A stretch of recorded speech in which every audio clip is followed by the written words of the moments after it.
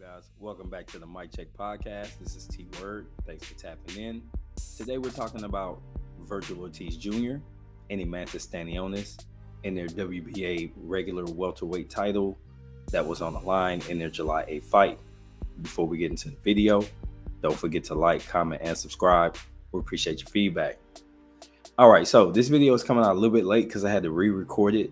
Unfortunately, I had some audio issues, so I'm not publishing as soon as I had liked. But I did want to react to what's going on with Vergil Ortiz and Eimantas Stanionis.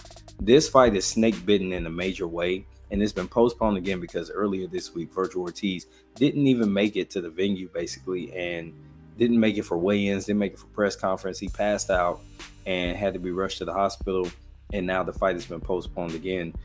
This is roughly the third or maybe even fourth time that it's been postponed. They were supposed to fight in January, and Stanionis ended up, no, it was supposed to fight in February, I believe. Stanionis ended up having to have his appendix removed, and then Vergil Ortiz suffered from rhabdo, and now this is going to be actually the third time that this fight is being pushed back. I think it's actually time for Stanionis to move on, maybe face somebody like, I don't know, Keith Thurman, or potentially maybe try to get in the ring with Boots at some point, because he's got a interim / secondary title, or maybe get in there with I don't know, your Dennis Ugas, give him another shot at the WBA so he could get back in the pecking order. Alexis Rocha, Speedy Rashidi Ellis. You've got all these different opportunities. I think that there's some good fights that can make him some decent money, but definitely keep his name in the championship picture, win, lose, or draw.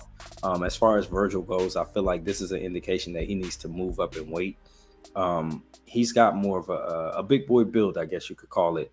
And I think that he's struggling to make 147 because he doesn't have the best dietary habits. And then he's overtraining to meet a weight that's just not equipped for his body. He's a big welterweight to begin with. Maybe 154, even 160 would suit him better and give him better opportunities to stay healthy throughout training camp and make it back into the ring for a fight. He's coming up on a year and he's a young man. While many people believe that inactivity is bad for older fighters, I think it actually affects younger fighters more because it allows them to be even more undisciplined. And I think that Vergil being out of the ring all this time with these various medical issues are pointing to him maybe needed to change his lifestyle just a little bit and give himself some better opportunities to fight.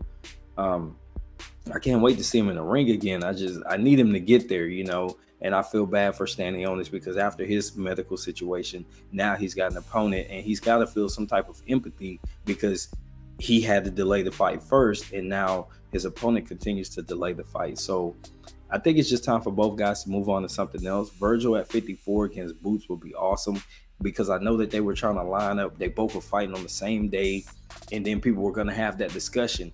What's Ortiz Jr. versus Ennis fight going to look like? When can we get these guys to go in there and do it? That's kind of what the setup was.